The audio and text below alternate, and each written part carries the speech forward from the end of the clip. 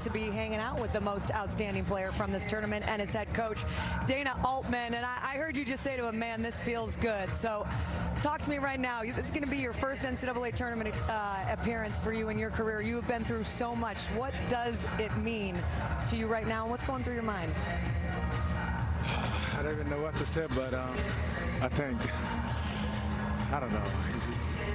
I'm glad that we made it, because we've been working for this for a long time, and you know, it's just still gotta go. It's not just making it, it's about going and do what we can do. Dana, you had a lot of injuries last year. You've had a lot of injuries this year, unfortunately, and you guys battled. You stayed with it, and you won games, and you come into this tournament. What was the message to the team now that you've kind of settled on who was going to be in, that was healthy? What was the message to the team before this tournament started?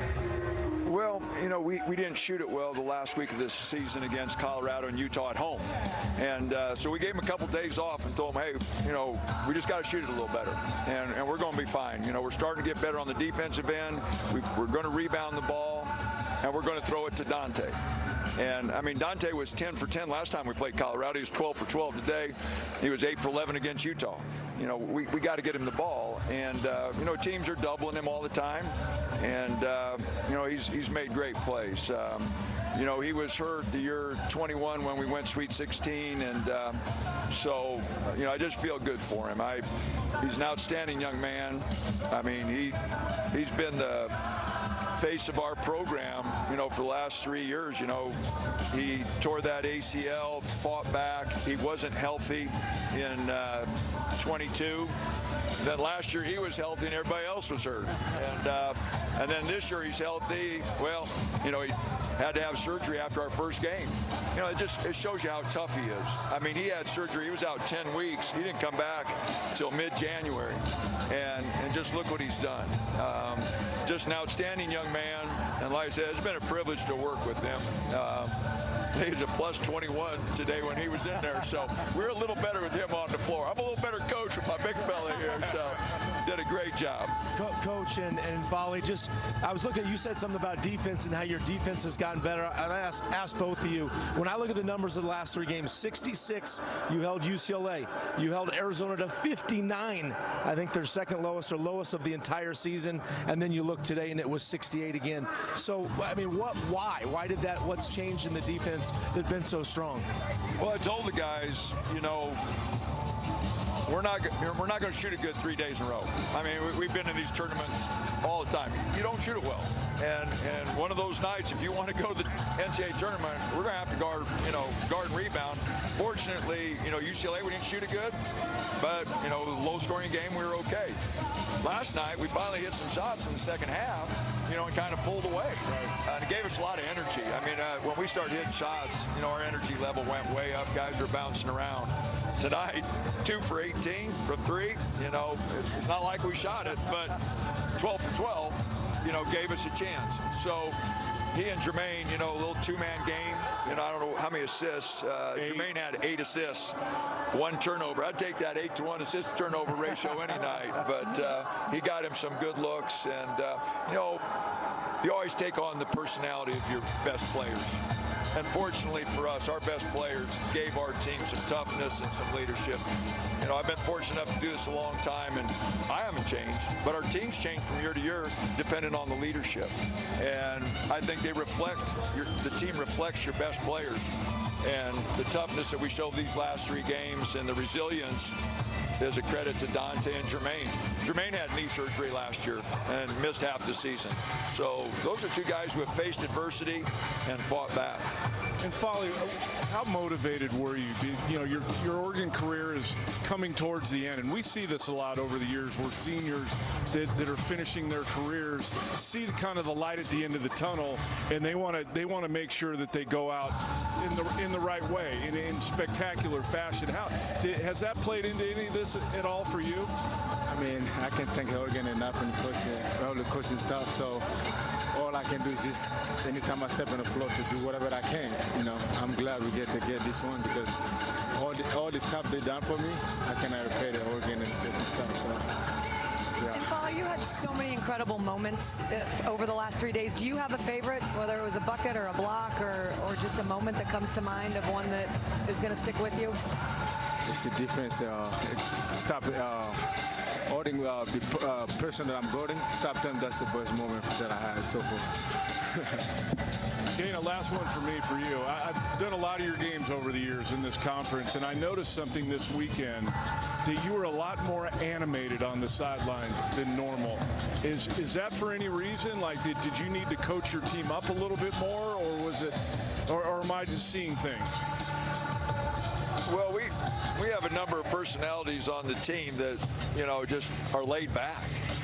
And, you know, Dante's not one of them, but Jermaine's not a real vocal guy, and Jackson, it doesn't say anything, KJ doesn't say anything, and, you know, so it's a little quieter of a team, and, you know, they don't get my sense of humor sometimes, and so, you know, I told you these guys all picked against us, right? Remember? Yeah. They all picked against us. Yesterday, today, they all said. I picked you guys today. Well, last night I was watching. You picked Colorado last night. Yes, you did. All three of them did. I did.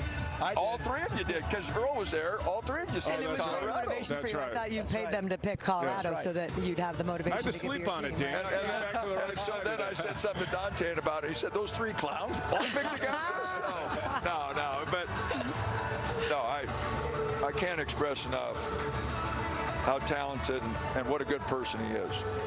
You know, I think maybe you guys talked about it, but his whole NIL check he sent to his mother. He didn't keep any of it. He built his mom a house. You know, he's going to get his degree, and he's had to work really hard for his degree.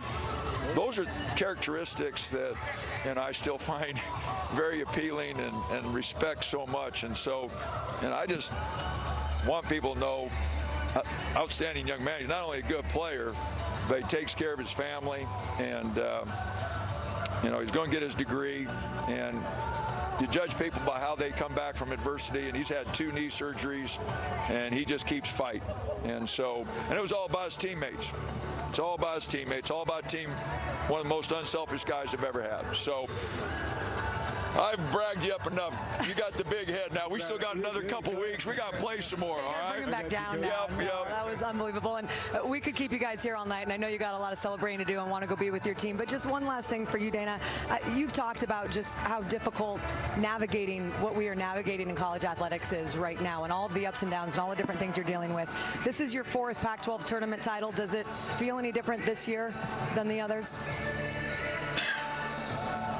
Not for me. I mean, and I just like going to practice. You know, the NIL stuff and everything, I got to catch up on. I just love going to practice and having the guys in my office talking. Like I said, I've been able to do this for a long time, and those are the things I enjoy. You know, things have changed. You know, the NIL, the transfer portal. You know, we got to have guys that want to be at Oregon. You know, they just can't want to be there because we're giving an NIL check or anything else. They got to want to be NBA players. They got to want to be their best. They want to get a degree. You know, those things are still important. I think it's great. I think it's great that we're able to give them something. I think that is long overdue. These guys as players, you know, would have loved to have, you know, some money. And, you know, it's great. I'd have loved, you know, our teams in the past. We had guys that economically were disadvantaged. It would have been great to give them money. And so I believe in NIL. I think it's a good thing. You know, I just want our guys to want to be at Oregon. I think that's really important. And Vegas has been good. I'm going to miss it. The Pac-12, we won the first one here in Vegas in 2013, and now we're winning the last one. So, you know, that's something. We've won 4 of them here. I think us and Arizona, probably the 2 schools that have done the best here. And so Vegas has been great. I really, you know, the crowds, even today, you know, yesterday when Arizona people flooded out of here, you know, they were all leaving the hotel when we were coming back last night. You know, I didn't know if anybody'd show up, but we had some good crowd, and Colorado had some good people. So really good crowd today, great atmosphere, and we're really going to miss Vegas. We're going to miss Pac-12. You know, fortunate for 14 years to be in this league, and I love the travel. I love the cities. I had a great deal of respect for all the coaches. You know, Tad does a great job. Tommy yesterday, you know, Mick, you know, Kyle's really good. You know, I mean, you know, hate to see Mike, you know, and Jared, you know, those guys are good guys, you know, and so, again, I'm going to miss the Pac-12.